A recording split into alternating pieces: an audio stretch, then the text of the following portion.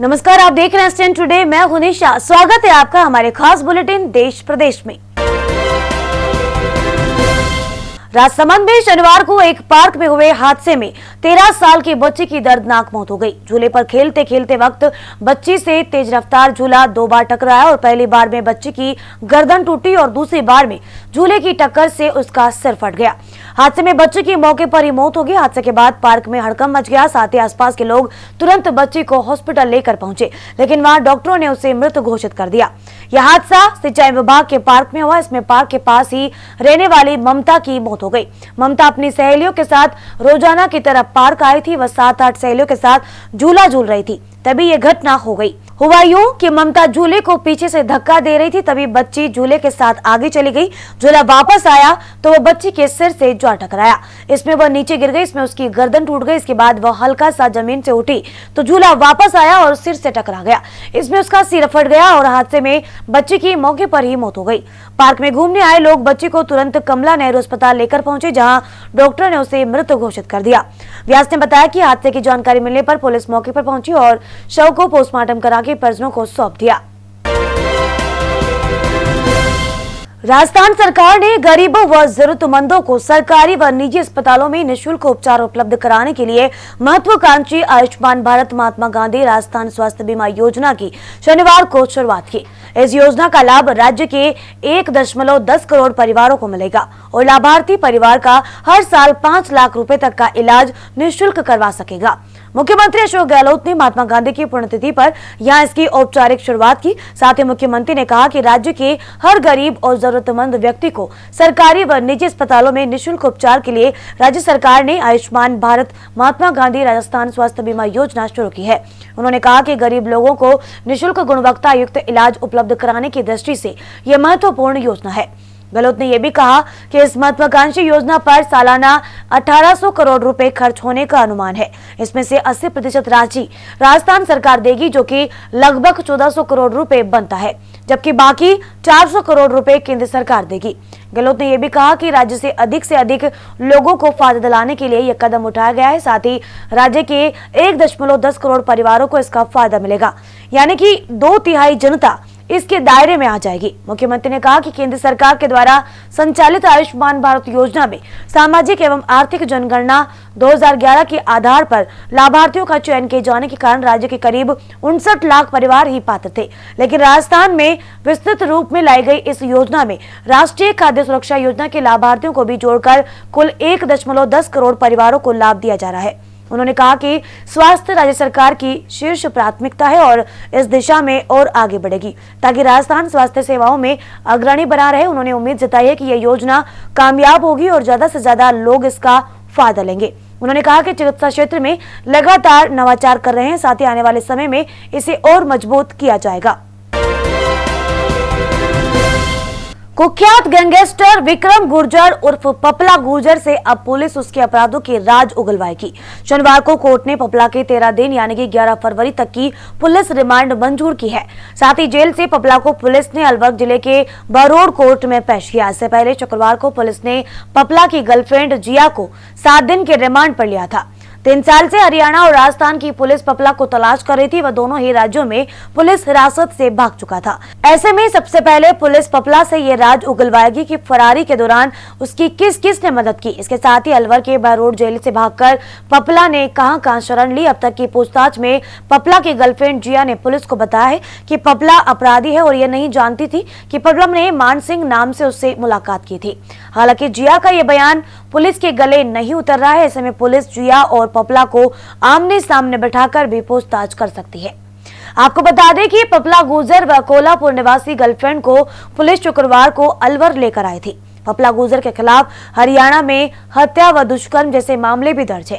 राजस्थान के अलवर जिले के बारोड़ थाने से हमला करके 6 सितंबर 2019 को उसके साथी उसे छुड़ा कर ले गए। बदमाशों ने AK-47 के थाने में फायरिंग की थी। साथ ही ये प्रदेश की सबसे बड़ी घटना थी। उसके बाद से राजस्थान पुलिस को पपला की तलाश थी। 2 दिन पहले महाराष्ट्र के कोल्हापुर से राजस्थान पुलिस ने पपला को उसकी गर्लफ्रेंड के साथ एक किराए के मकान से भी गिरफ्तार किया था। देश के सबसे स्वच्छ शहर इंदौर में नगर निगम के कर्मचारी सफाई के नाम पर इंसानियत भूल गए हैं। उन्होंने भीख मांगकर गुजारा करने वाले बुजुर्गों को वाहन में भरकर एक जगह से दूसरी जगह ले जाकर छोड़ दिया। बुजुर्गों को गाड़ी में चढ़ते उतारते वक्त उनकी हालत का भी ख्याल नहीं किया। एक दुकानदार ने निगम कर्मियों की इस करतूत का वीडियो बना लिया, जिसमें निगम के कर्मचारी सभी को उतारने लगे। जो नहीं उतर पा रहे थे उन्हें उठाकर पटक रहे थे। निगम कर्मचारी बुजुर्गों को छोड़कर जा रहे थे। दुकानदारों ने उनकी गाड़ी रुकवाई और सभी बुजुर्गों को गाड़ी में फिर से बैठवाया। जिन्हें गाड़ी से उतारा गया था उनकी हालत खराब थी, वे ठीक से चल भी नहीं पा रहे थे। इसमें 10-12 बुजुर्ग थे और 2 महिलाएं भी शामिल थी। उनके कपड़े सड़क पर पड़े हुए थे। सीएम शिवराज सिंह चौहान ने इस मामले में नाराजगी जताते हुए कहा कि बुजुर्गों को शिफ्ट करने की जिम्मेदारी संभाल रहे डिप्टी कमिश्नर को सरकार ने सस्पेंड कर दिया है। साथ ही 2 कर्मचारियों को बर्खास्त कर दिया गया है। साथ ही वहीं इंदौर कलेक्टर मनीष सिंह ने भी कहा है कि जिस तरह बुजुर्गों को शिप्रा इलाके में छोड़ने की कोशिश की गई है वो बिल्कुल गलत है। कायदा यह है कि ऐसे लोगों को रेन बसेरे में शिफ्ट किया जाए।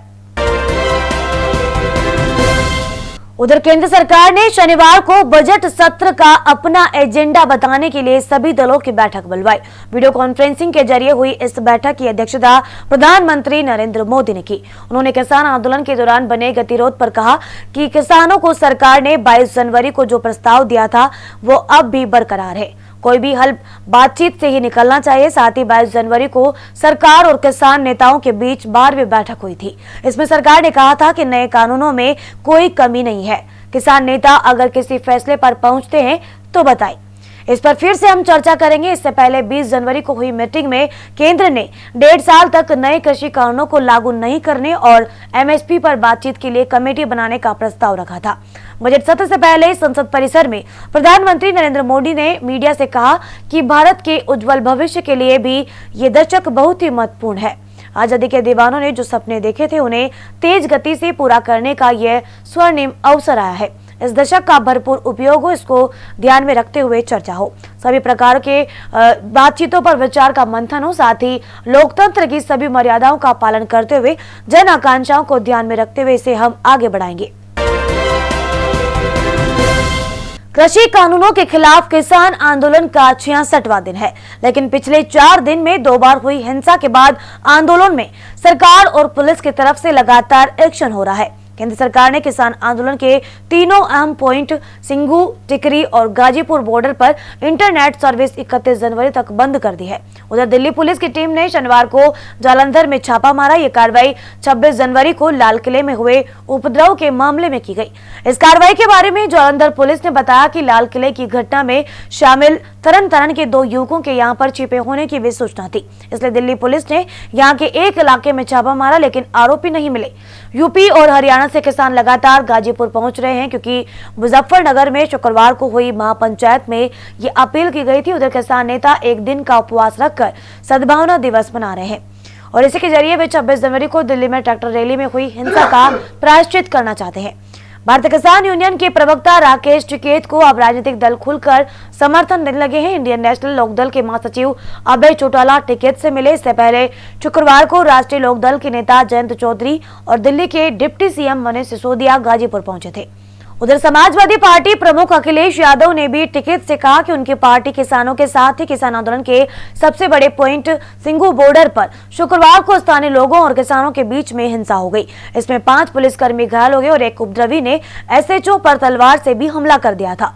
इस मामले में अब तक 44 लोगों को गिरफ्तार किया जा चुका है। वहीं सिंघू और टिकरी बॉर्डर पर सुरक्षा और बढ़ा दी गई है। राजधानी दिल्ली के इजरायली दूतावास के पास हुए धमाके में दिल्ली पुलिस समेत अन्य जांच एजेंसियों ने तफ्तीश शुरू कर दी है। राजधानी दिल्ली के लुटियंस जोन में एपीजे अब्दुल कलाम रोड पर स्थित इजरायली दूतावास के बाहर शुक्रवार शाम को हुआ धमाका यूं तो मामूली था, लेकिन सुरक्षा एजेंसियों को शक है कि यह किसी बड़ी साजिश का ट्रायल हो सकता है। इस ब्लास्ट के बाद सुरक्षा एजेंसियों को हाई अलर्ट पर है। साथ ही सूत्रों के मुताबिक इजरायली एजेंसी के पास हुए धमाके से मिले एक और सीसीटीवी फुटेज में एक केप दिखाई दी है।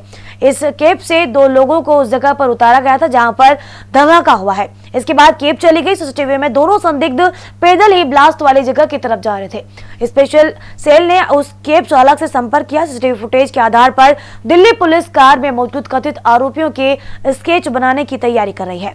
विस्फोट स्थल पर जांचकर्ताओं को इजरायली दूतावास का पता लिखा और एक लिफाफा मिला है। साथ ही लिफाफे में रखी चिट्ठी इजरायल के राजदूत के नाम से इसमें धमाके को ट्रेलर बताया गया है। साथ ही इसमें ईरान के उस जनरल कासिम सुलेमानी का जिक्र है जिनकी 3 जनवरी 2020 को इराक में बगदाद एयरपोर्ट के पास ड्रोन हमले में हत्या कर दी थी। इसके अलावा ईरान के टॉप न्यूक्लियर साइंटिस्ट मोहसिन फकीरजादे का भी नाम है, जिनकी हत्या में सैटेलाइट नियंत्रित स्मार्ट सिस्टम मशीन गन का इस्तेमाल किया गया था। इस चिट्ठी में इन दोनों की हत्या का बदला लेने की बात कही है। एजेंसियां अब इस एंगल से भी मामले की जांच कर रही है। मुरादाबाद आगरा राजमार्ग पर शनिवार सुबह घने कोहरे के कारण एक निजी बस और ट्रक की टक्कर में 10 लोगों की मौत हो गई, जबकि करीब 1 दर्जन लोग घायल हो गए। एक अधिकारी ने यह जानकारी दी और उत्तर प्रदेश के मुख्यमंत्री योगी आदित्यनाथ ने इस हादसे पर दुख व्यक्त करते हुए मृतकों के परिजनों के लिए 2-2 लाख रुपए जबकि घायलों के लिए 50,000 रुपए की आर्थिक सहायता की घोषणा की। जिलाधिकारी राकेश कुमार सिंह और वरिष्ठ पुलिस अधीक्षक प्रभाकर चौधरी समेत प्रशासन व पुलिस के आला अधिकारी मौके पर पहुंच चुके हैं। सिंह ने बताया कि ये घटना सुबह करीब 8 बजे यहाँ खुदर की पुलिस थाना क्षेत्र के मानपुर गांव के निकट नापुर चंदौसी क्षेत्र में हुई। सिंह ने बताया कि राहत व बचाव का काम जारी है। घायलों को पास के सरकारी अस्पताल में भर्ती कराया गया। उन्होंने बताया कि शवों को पोस्टमार्टम के लिए भेज दिया गया है। साथ ही मुख्यमंत्री कार्यालय ने एक के बाद एक ट्वीट करके कहा कि आदित्यनाथ के घायलों के समुचित इलाज के लिए अधिकारियों को निर्देश दिए हैं। प्रधानमंत्री नरेंद्र मोदी ने राष्ट्रपिता महात्मा गांधी की पुण्यतिथि पर शनिवार को उन्हें श्रद्धांजलि अर्पित की और कहा कि उनके आदर्श लाखों लोगों को प्रेरित करते हैं। आज के दिन 1948 के नाथूराम गोडसे ने महात्मा गांधी को गोली मारकर हत्या कर दी थी। उनकी पुण्यतिथि को शहीद दिवस के तौर पर मनाया जाता है। मोदी ने ट्वीट किया और कहा कि महान बापू के पुण्यतिथि पर उन्हें श्रद्धांजलि। उनके आदर्श लाखों लोगों को प्रेरित करते हैं। शहीद दिवस पर हम उन सभी महान महिलाओं और पुरुषों के बलिदान को याद करते हैं जिन्होंने भारत की स्वतंत्रता और प्रत्येक भारतीय की कुशलता के लिए खुद को समर्पित कर दिया। प्रधानमंत्री ने राजघाट जाकर महात्मा गांधी को श्रद्धांजलि अर्पित की। फिलहाल देश प्रदेश में इतना ही। अब दीजिए निशा को इजाजत। स्टैंड टुडे टीम की ओर से नमस्कार।